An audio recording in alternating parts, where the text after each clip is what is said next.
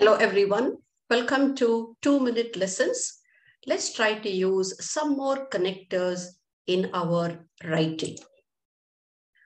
You want to express a personal opinion. I have shared a list in my previous episode. Let's try one example. In my opinion, junk food causes obesity in teenagers. Personally speaking, junk food not only increases weight but also harms one's health. I think schools can influence children and create positive awareness. To be honest, the growing years for teenagers, the focus should be on building strength and immunity.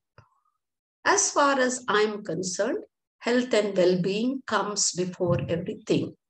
Now, you see, when you are expressing your opinion, you can use connectors like, in my opinion, personally, I think, to be honest, as far as I'm concerned. And there are more too. This makes your writing very interesting and engaging without repetitions. How would you want to explain yourself? Here is a list of connectors which can assist you in making your writing very effective. Let's see. Keep yourself active. That is to say, be fit and energetic. In other words, it is to involve yourself in different activities. Basically, it will engage your mind and body, especially if it is interesting to you. Namely, pursue a hobby, a creative art, or a sport. In short, it is the best way to invest your time. These connectors offer us variety in our writing.